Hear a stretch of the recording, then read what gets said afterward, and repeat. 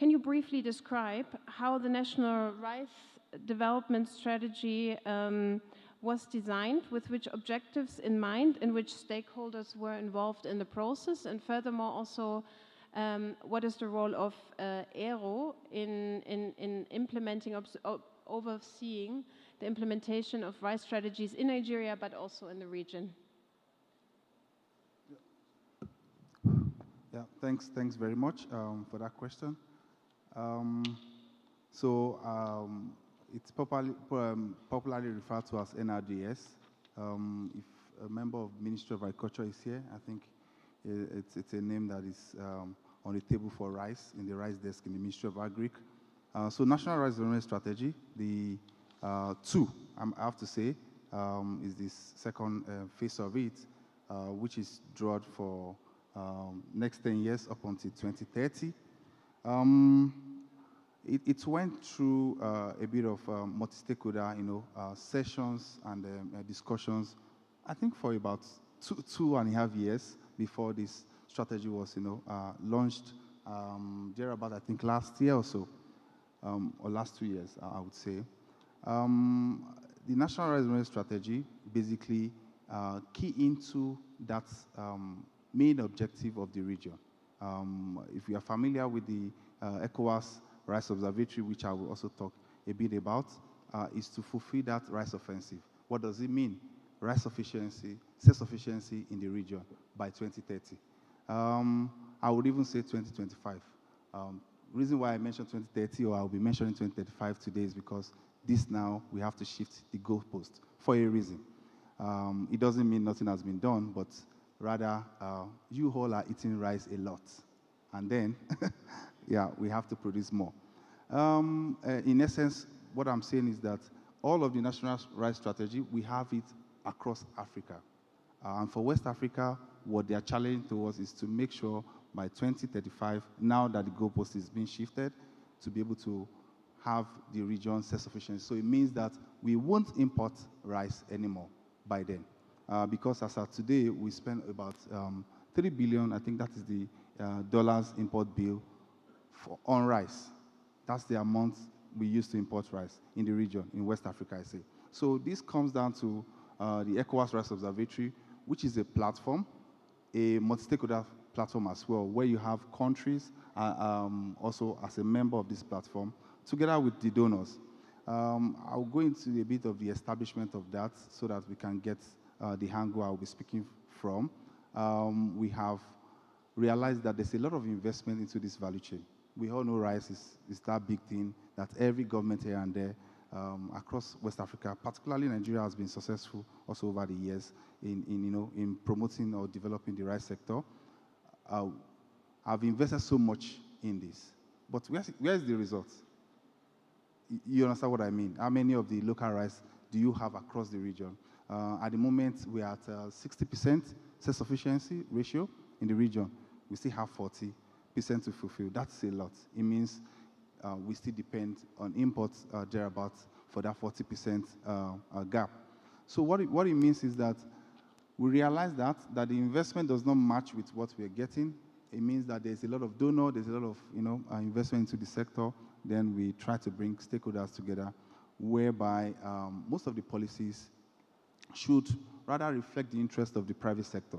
So this is where we get to the NRDS and then the ECOWAS Observatory. It means that what you have there is coming from the stakeholders themselves, and not the Ministry of Agriculture in this case, but rather you have all the rice miller processing association, the farmer association, every other person in the sector that is key, sitting down to put ideas into this sector, because they know where actually is pinching them, and this is what we come about and how we come about the National Development Strategy. But in essence, what ERO is doing is to rather coordinate the sector, coordinate that investment that goes into rice. So today, what we have gained so much is that to now, look at the policies that we have, align this National Rice Development Strategy to the regional strategy, which I would talk a bit more in maybe in another key question that will come thereafter, to re-elaborate on the regional rice roadmap. Recently, in May this year, it was launched here in Abuja, and this is where we will be setting the tone of exactly what rice and how to fulfill those purposes of self-sufficiency in the region. Yeah, I'll stop here. Thank you very much, Kazim, for this contribution. Yes, of course. Let's applaud. Mr. Lomak, I would like to ask you the same question. Can you briefly describe how the Nigerian National Potato Strategy was designed and with which objectives in mind and with which stakeholders involved? Okay, good afternoon all. This is the first of its kind. I mean to have a strategy document or a policy on potato. Now, when I talk about potato, I'm talking about what we all refer as Irish potato. Now, if you follow the trend of production in the country, you find out that only a state like Plateau produces over 90% of production. It was very, very okay for GIZ to come out with a strategy policy that will guide the production and involve other stakeholders into the production. Starts from the producers addressing issue of the seed and planting materials. You now talk about the benefit, and we all know potato is one of the highest products with economic value. You plant a hectare of potato, you are talking about 15 to 20 tons per hectare, which other crop do not have. So I think apart from oil, I would suggest that possibly we'll put more attention on potato because it has economic value. Stakeholders from other states are beginning to join after the strategy launch, which was done. We've involved other states. And the reason being that we want it to become a national crop, not to only be a plateau or some few state crop. And that's the more reason the document was launched with the intention to capture the production, the pest and disease, the ecological and then the environmental impact, the consumers. Now, who are the beneficiaries? I think all of us seated here are beneficiaries. As much as you belong to the value chain, you are a beneficiary. You are a consumer. You consume potato. So, from production, consumption, nutrition, down to the consumer, logistics, everything, processing. So all of us are beneficiaries and we're stakeholders in this value chain. Thank you. Mr. Lomak, yes, we have me back on mic. I would like to now start a round of reflection, and please, audience, I will also open it up for you later, around the question how crop strategies and also the ECOWAS Rice Observatory can create barriers to agri-food system transformation. So can you provide us one or two concrete examples how the rice strategy, Mr. Kazim, has created a barrier for the transition to a multidimensional agri-food system, delivering economic, ecological, social outcomes, as well as food and nutrition security? Thanks very much. I think it's a very important question. Yeah, how the strategy is creating barriers. I would say for rice, it's a major staple crop. We hope probably you hardly find someone that doesn't consume rice here. And the focus of the objective of ECOWAS is food sovereignty actually. And one of those key crop for ECOWAS is rice to achieve that. So it's about food security. And then, the strategy is focusing mainly on how to do that. Produce more rice and only rice, more or less. Yeah? Feed West Africa, eco rice and the rest. So I think with that policy, it's looking more into, the investment that goes into rice, to productivity, making sure that it's, we more or less push imported rice out of the region and so on. But, rice itself, if you look at it, of course, it's being affected by climate change. You can say that. But at the same time, rice is also a contributor. So the more you produce rice, the more as well as we are promoting and say, oh, we want food sovereignty in West Africa, we want this, and the more you produce that rice, the more also you are contributing to climate change itself, because rice would emit methane, and then you have the same problem, still arise, as much as also rice is affected by this climate change itself. That's one, part of it.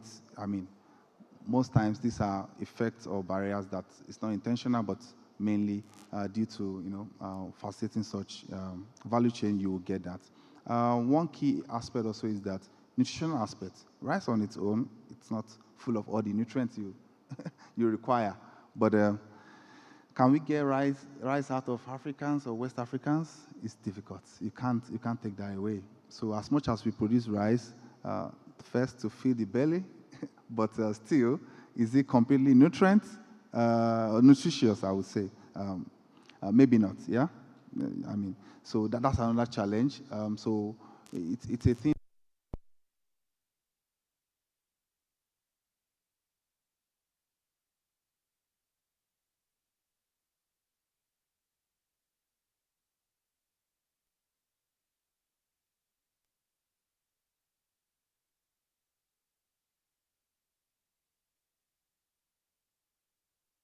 Few examples that I've made with the strategy. But yeah, are we rechanneling the course, especially in the new plan that we have on the table now?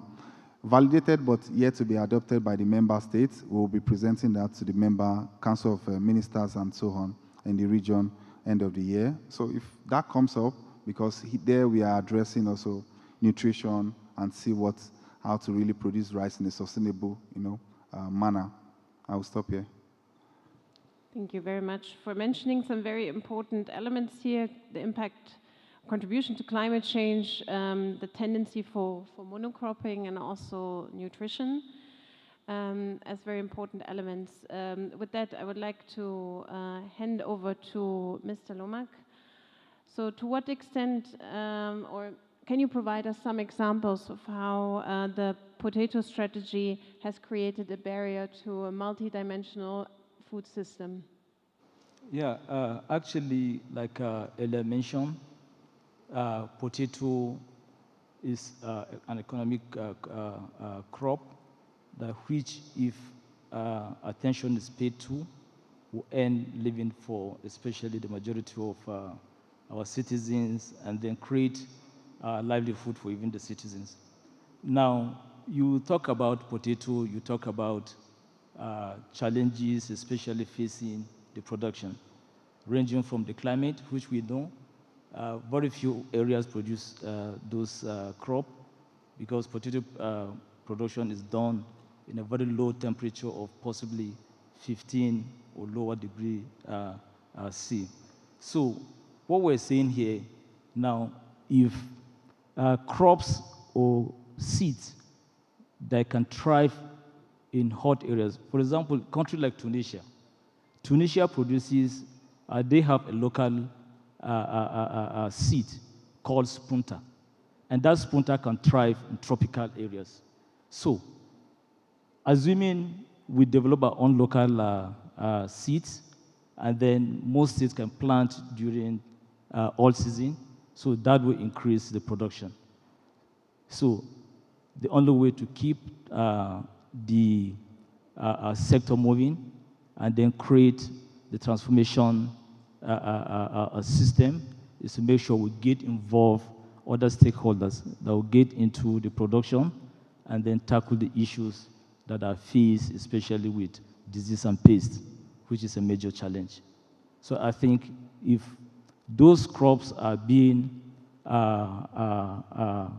tackled, especially from seed, crop protection, and other challenges, this will give an edge in the production. Mm-hmm.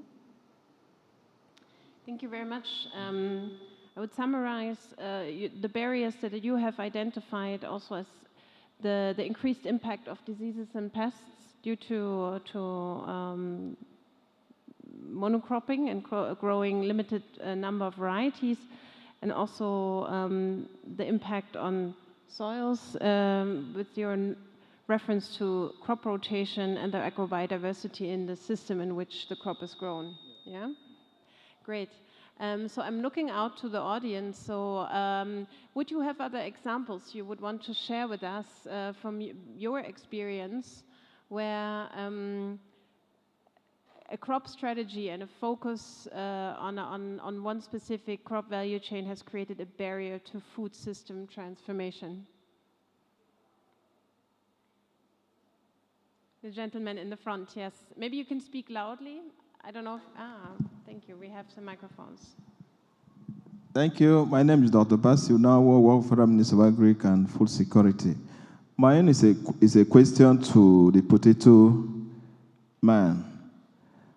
Why can't potato grow in certain states? You limit potato to Plateau State and few states around Plateau. Why can't you develop variety that can do well in a certain state?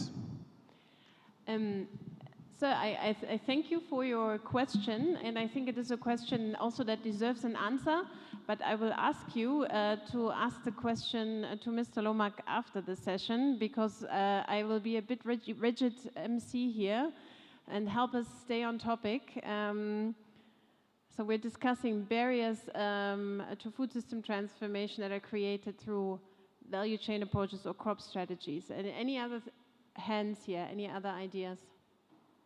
I think we've also covered quite a good number.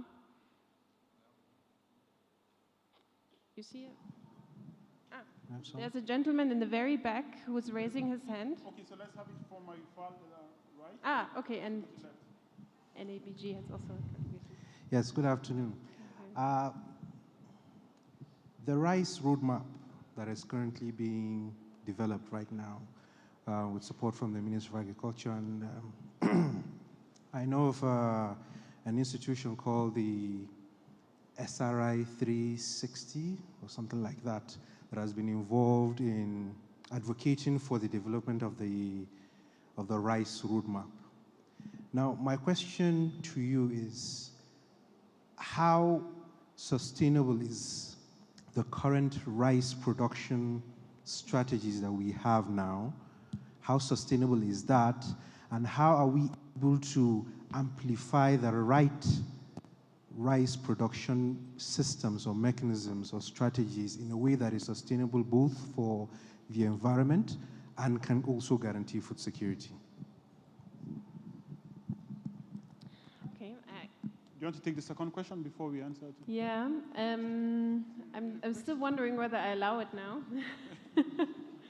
So let's have the second question, please. Let's hear the second question. And no, it's not really a question. A contribution, yes, of course. It's a contribution. How crop strategies are becoming barrier and pathway. For example, the rice production. Somehow, in as much as we are looking at it having its own pathway, it has become a barrier because smallholder farmers are people that don't do monocropping. They farm different crops on a plot of land to achieve security. So we see rice farming making the government concentrate on a particular place and leaving some other aspects of production.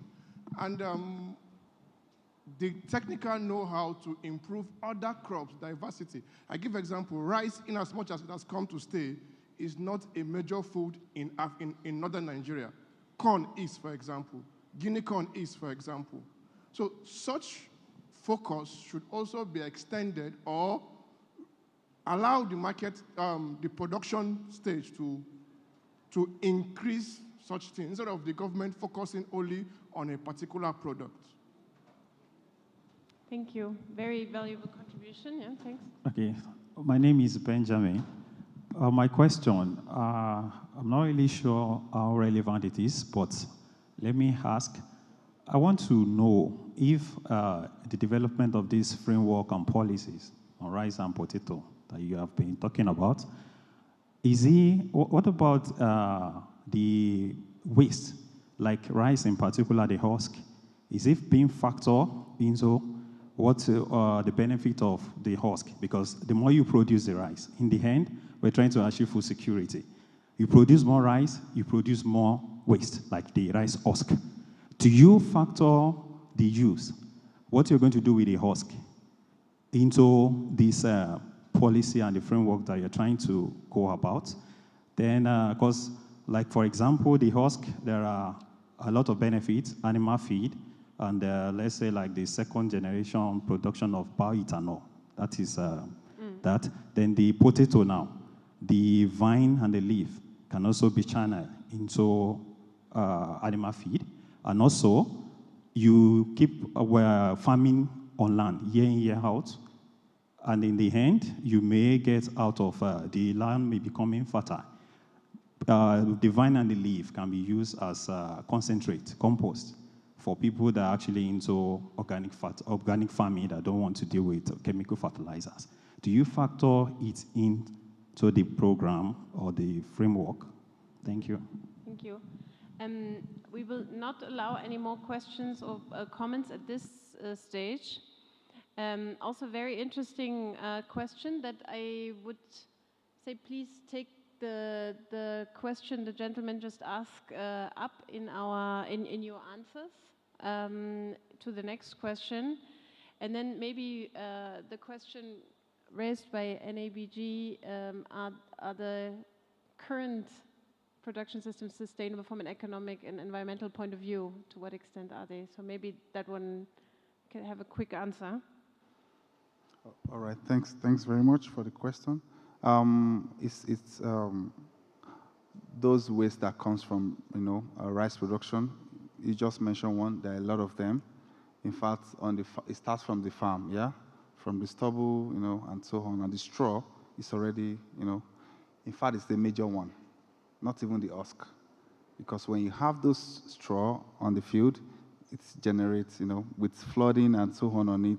It then generates, the main gas I mentioned earlier, methane, that would contribute to the, depletion of ozone layer, contribute to the greenhouse gas emission. Essentially, the NRDS 2 in Nigeria does refer to those aspects. So there's a part of it that focuses mainly on sustainable rice practices. That is written, yeah? I would join also the question.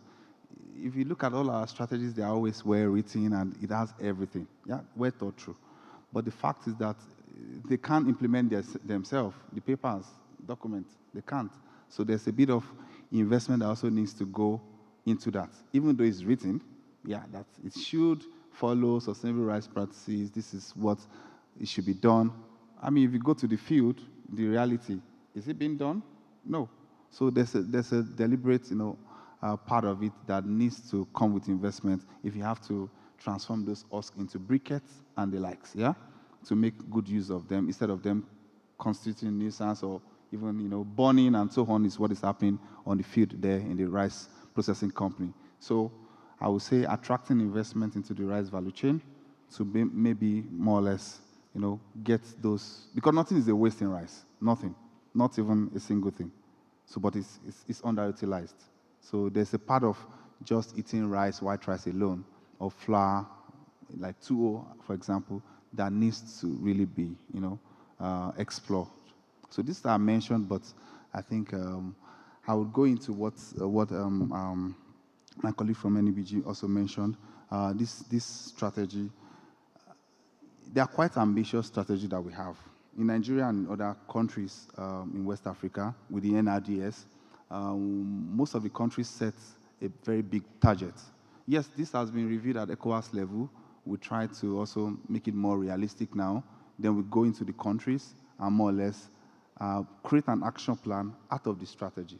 It goes also into my former, previous response. It's one thing to have a strategy, to have a policy. It's another thing to have an action plan, really what we should do.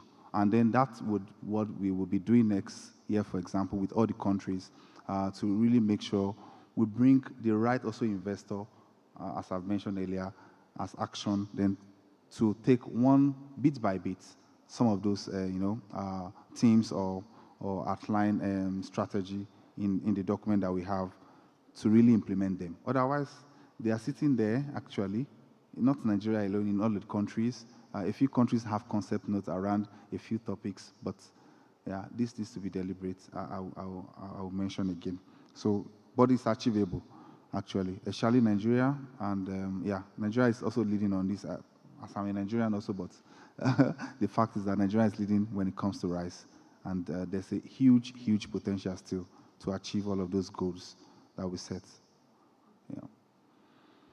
Thank you very much.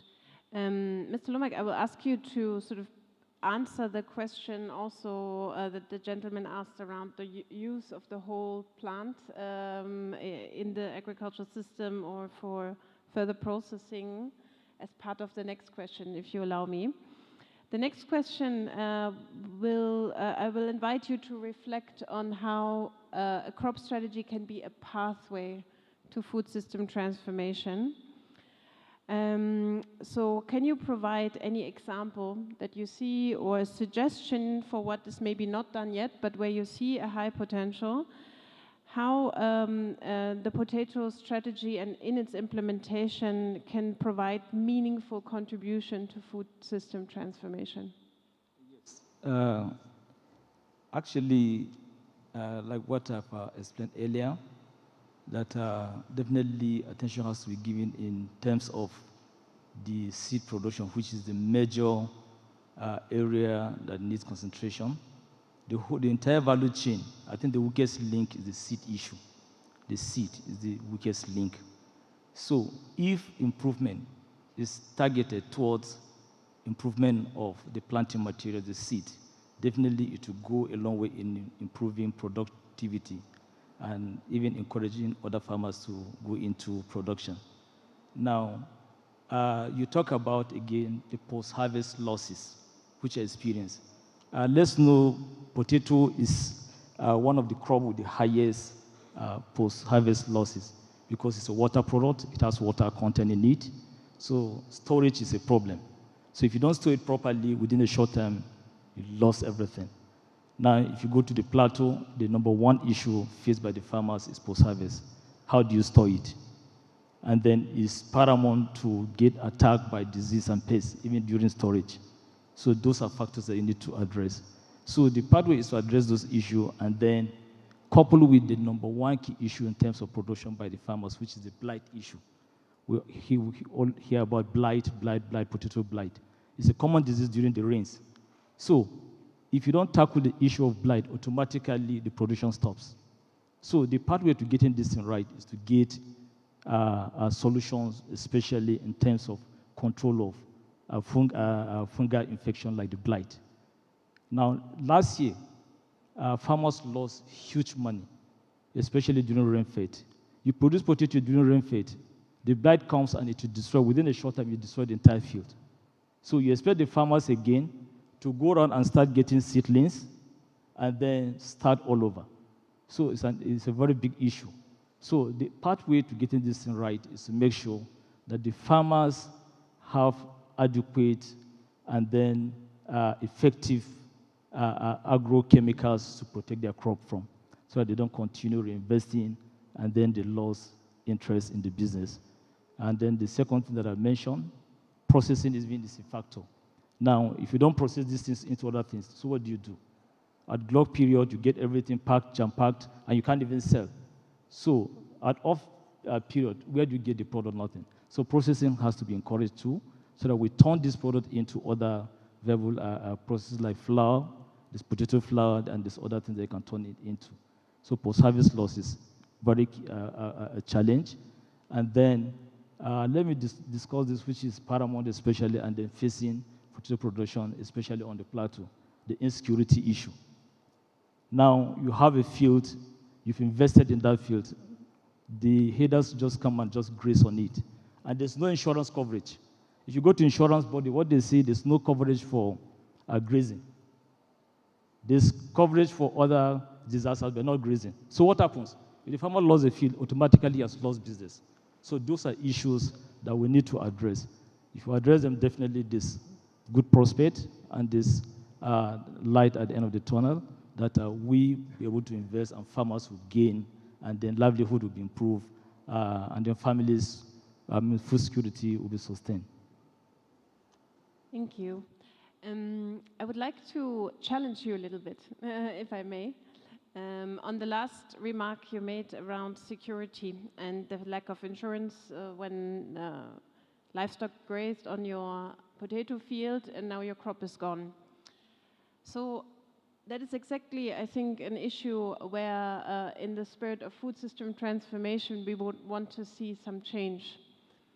As someone who works in the potato value chain, what are your suggestions? What are solutions? I mean, you've talked about insurance, but how could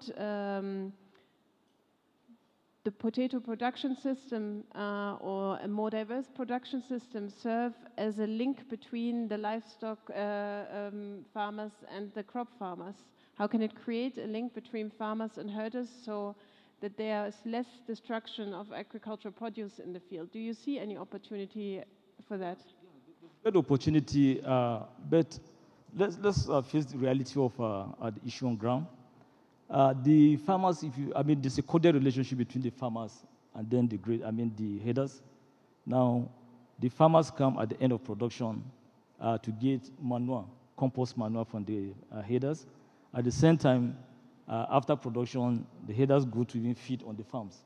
But notwithstanding, those are issues that on a continuous basis happen, possibly because of one other thing, maybe possibly land grabbing, or maybe this inadequate space for grazing.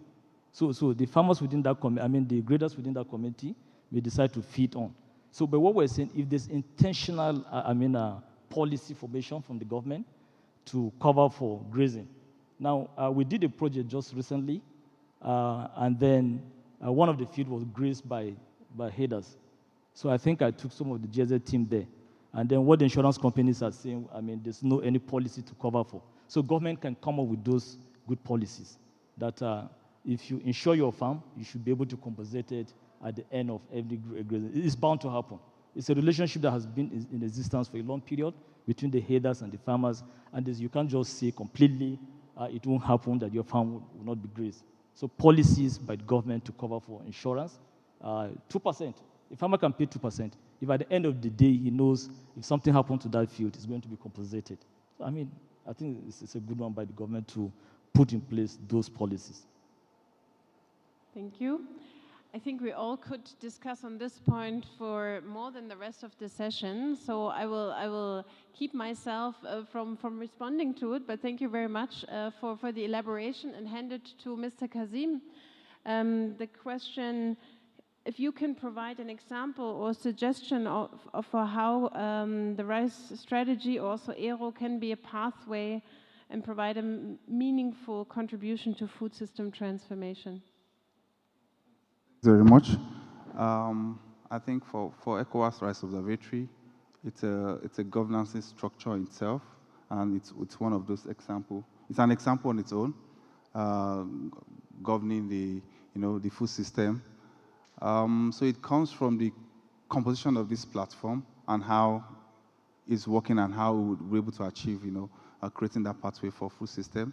Beyond, focusing on rice, the essence is that it's a multi-stakeholder platform that brings, donors, private sector, public, everyone in the region on the same table. So it means that on this ECOWAS Rice Observatory, you have GIZ representing the BMZ, that means the German Ministry.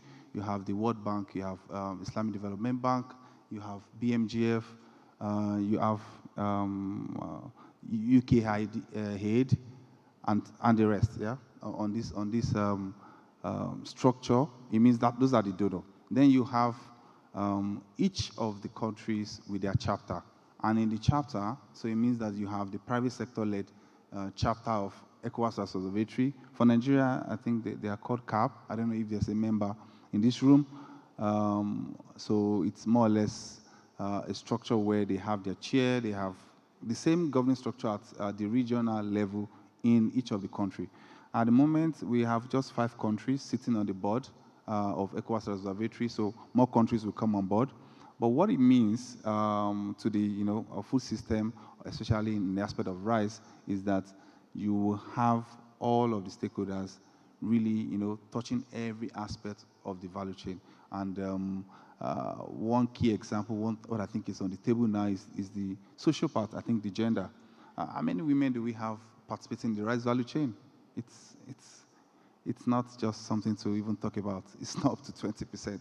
It's way less. So these are social topics that ordinarily, if you just want to pursue the self-sufficiency goal or objective alone, you might not even consider looking at this aspect. And it's a very important part of the whole food system as well. So it's a social part. But yeah, these are one of the things that on this platform we have key donors, funders that would also want to really push the participation of women, for example, in the rice value chain. So this is the key example I would provide on this platform. So multi-stakeholder engagement and inclusiveness, I agree, as principles of food system transformation.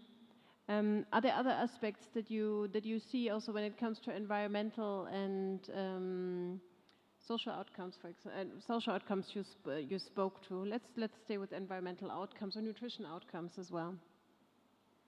Absolutely. I think for environment, I said earlier also that rice is a contributor. So anyone growing rice should be very conscious and should know that they need to follow a good practice. So what we have pushed so far among even the chapters, they've imbibed what we call sustainable rice standard.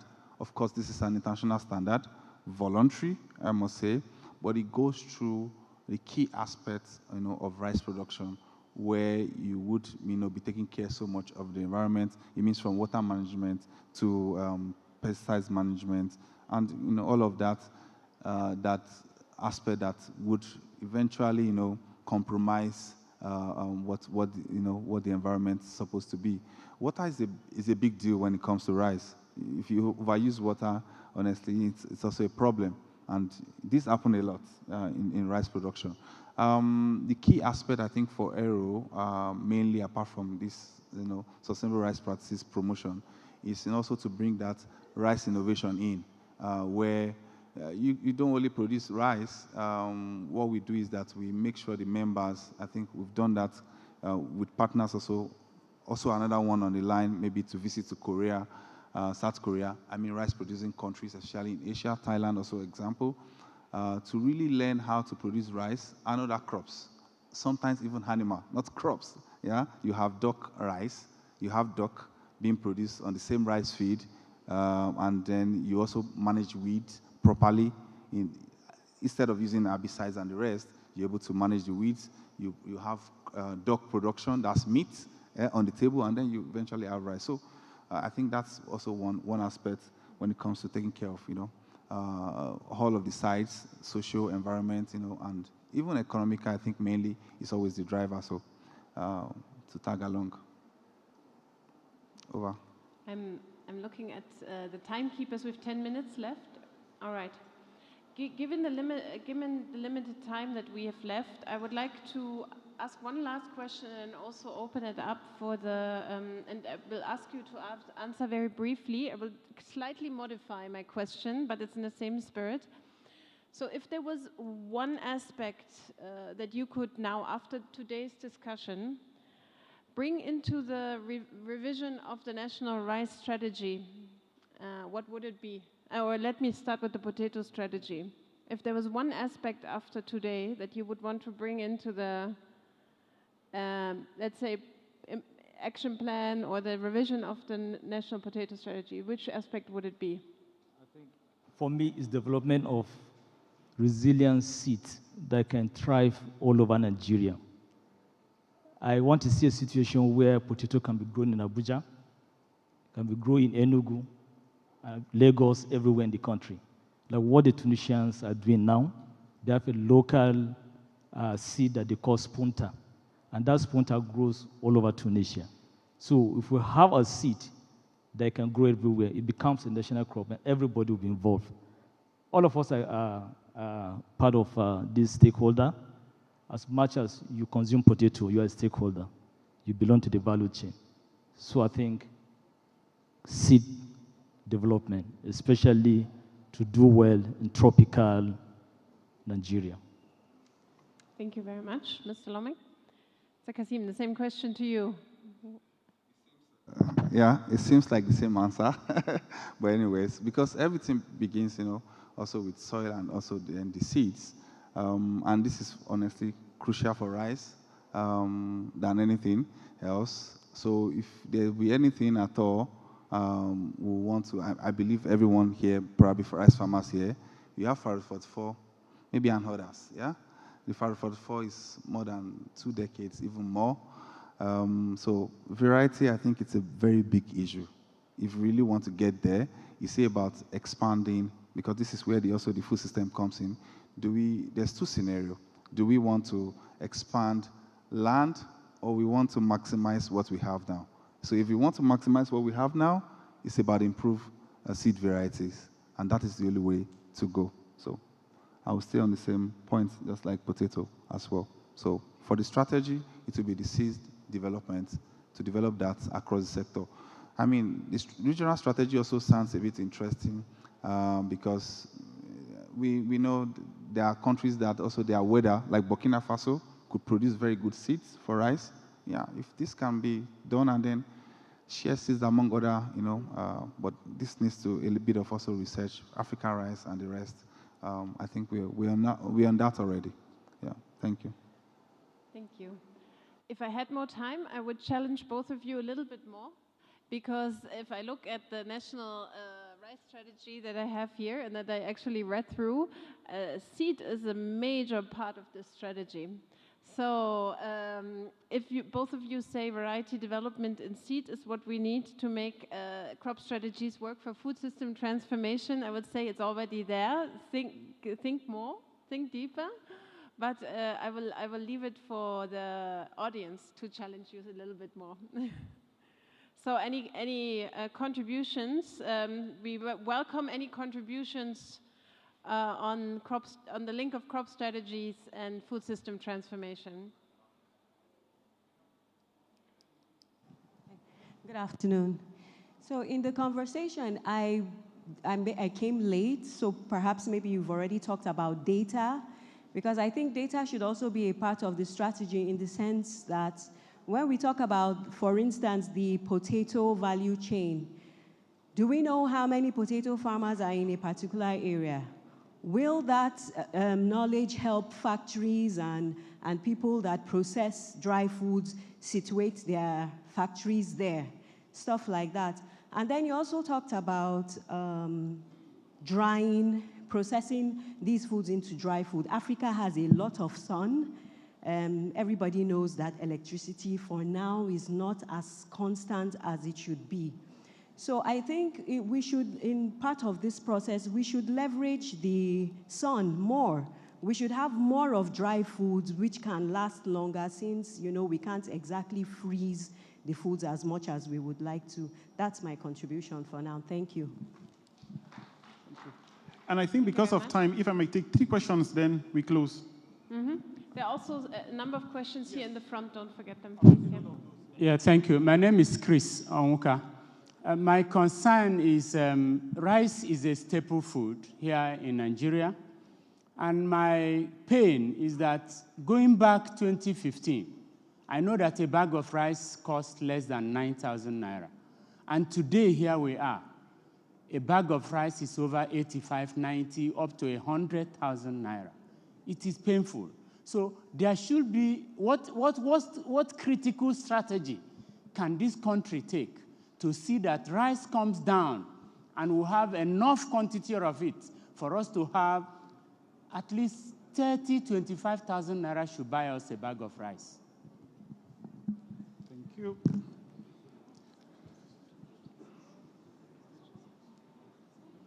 We just have 2 questions left, then I hand over to you.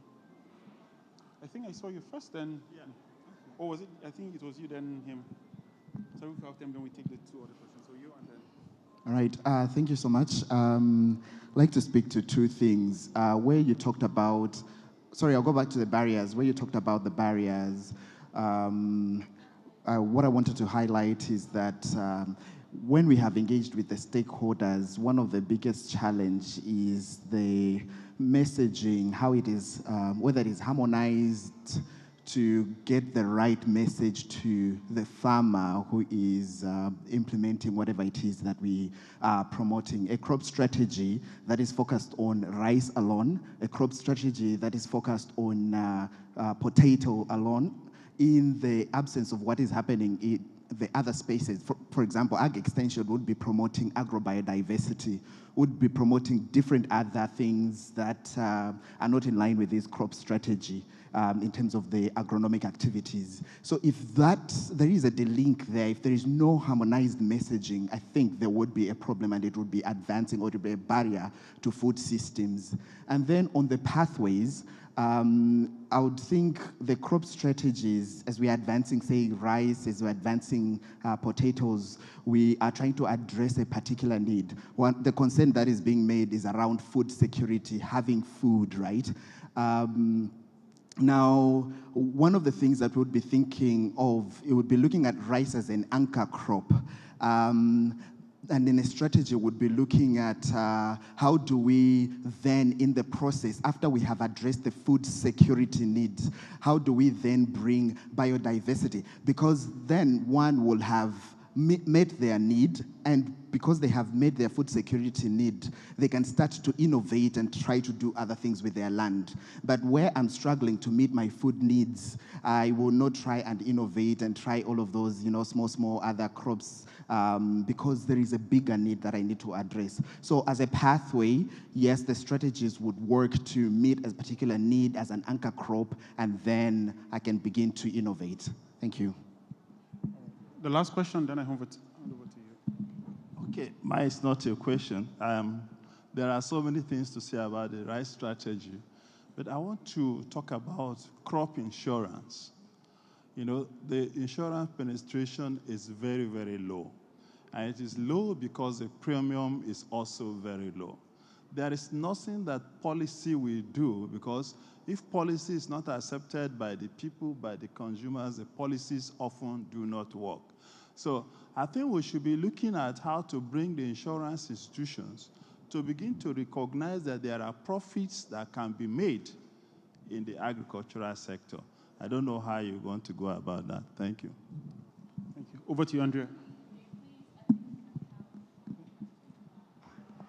People with special needs. Thank you. So I have to interpret. And he says he's from Katsinan, Northwest. Farmers around that area are usually scared to go to the farms that's for people with special needs. What are you doing in regards to helping them? Right? Okay. That's his question. All right.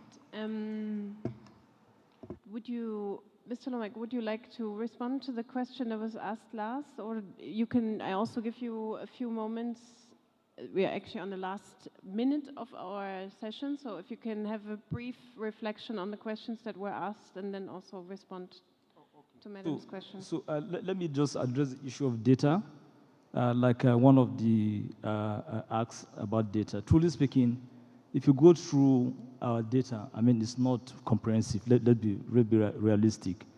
You go through, you find out, up to now we're still saying potato, you get 3 tons per hectare.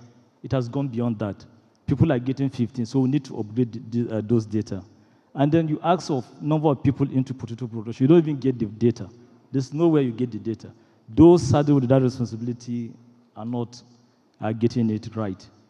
Somebody mentioned about sun drying. Yeah, sun drying can work, but not perfectly. So what if you do production during the rains? And on the plateau, we have 9 local government producing potato during the rains, and only 4 during the dry season. So what happens during the rain? Where do you get the sun to dry? So definitely you need equipped drying facility to enhance your production and your drying. Then the issue of farmers' assistance. Now, if you go through what we're doing on the plateau, truly speaking, we've done a lot, especially clustering the farmers into cooperative groups. And then this capacity building by GIZ. We have a rack technology going on the plateau. That's seed production using local tissue culture material from IITA harden them, and then we produce mini tubers, and then the farmers come in cluster groups to access those facilities for their production. So that just reduces importation that we normally do from Germany and other countries. So, and then apart from that again, we make sure we provide market for the farmers. If you go on the plateau, potato is not something you keep for long. So my company collects potato in weight, unlike what is done all over that you just, the middle people will just sideline the farmer, and then so there's a market, and then we do contract farming with even the farmers. Before you even go into production, we enter a contract, sign the variety needed, the quantity you need to produce, and all these things. So at the end of the day, you'll be giving some input to ease your production, and then the profit comes later to you. So. And Mr. Lomack, if I've listened carefully, I think you've not addressed Madam's question quite yet. So for people who are suffering from physical disabilities, and they might not feel comfortable going to the field, Madam, am I phrasing your question correctly? What are the things we can do in the Northwest about Okay, disability. Yeah. Okay. Actually, on the plateau, there's people with disability and they're still farming. They mustn't go physical on the farms. They can employ the services of other people. It's just to get the concept. You know what you're doing. I mean, in communities, we have people that were registered as seed producers, and there are people with disability. They can engage other people to do work for them. Those activities that they can do is easy to do. They perform it themselves. So it's not a barrier for you to go into production. Thank you. Then I will hand it to Mr. Kazim for a final round of reflections. All right. Yeah. Thank you. I will attend to one of the speakers' question around affordable, rice. Who doesn't want cheaper rice? Everybody wants that, and we deserve that. It's all about competitive, rice production in terms of price and quality. In fact, the main reason for import is because by the time you produce Nigerian rice, it's higher cost even than imported rice. It's not the main cost, but there are factors also into why it's, the price is high. It's not that the producers want to make it high. As simple as the fuel increase that you see that happened because everybody on the farm use pumps, and it's, gasoline pumps. So the gasoline pumps depends on the 1,200 naira per liter fuel. What do you expect from the rice farmer? So we lack irrigation proper, yeah? There's a lot of investment that needs to go into that if we want to do this rice majorly. Honestly, it's not about processing capacity, especially in Nigeria. The processing capacity is like this, and the production is just like this. So what I'm saying is that the processing capacity is really huge. There are mills everywhere. They are running below capacity, so that is not even the problem. Well installed, international standard rice mills. But the problem is on the farm. Input is costly. I mentioned seed as the main thing. Fertilizer, you need a lot of input when it comes to rice. You have urea, you have in good quantity, about roughly maybe 60 kg if you had all of those 3 times of fertilizer applications together. So it's a lot of input that goes in there, but they are not cheap. They are driven also by imports, those fertilizers, apart from urea these days that we get from, you can get from Dangote and the rest. So in essence, there's a driving, driver for the costs, interventions of investors, and I'm not leaving this to government alone. Yeah, really. So what we are doing at the ECOWAS level mainly is that all of this strategy, national strategy for Nigeria and the rest of the country, they are well written and have everything in there, but is the cost in there? What do you actually need? So I tie it to the first speaker's question, the question from the lady about data. So we really need to look at, if we have to do irrigation in Nigeria, how much do we actually need to get this thing running? Then how much can we get? How much can we borrow? Honestly, if we have to be borrowing money, we should be borrowing money for those kind of key things that would drive, a particular sector or subsector and make food, more affordable. I'm not also personally an advocate of, subsidy and the rest. Of course, for now, I think maybe that will also be one area, because if you look at Thailand and the rest, what we've learned is that even at the loss, they produce rice. Yeah, so it's if we are serious with this, at some point, I think a lot of things around that value chain have to be subsidized, and definitely that is the only way to get, in the meantime, to get that sector and get a cheaper or affordable rice on the table. So I'll stop here. Thank you. I think we've not been able to respond to all of the questions, and also not to appreciate all of the interesting contributions also around the idea of an anchor crop that I really liked, that we might take up bilaterally.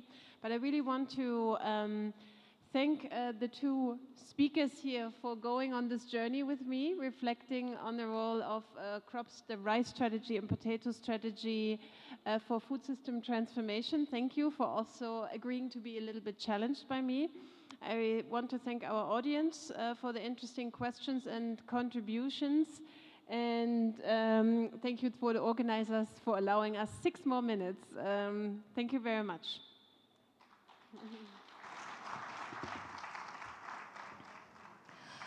Thank you very much as well. An interesting session, if you agree with me. And on that note, we are expecting others from the other room to join us here so that we can come up with a summary and conclusion. Okay, so we can as well go back to our respective seats if we are done. Thank you very much. Please, those are in other rooms, I believe you can hear me now, kindly return to the hall. Kindly return to the hall. We're done with the breakout session.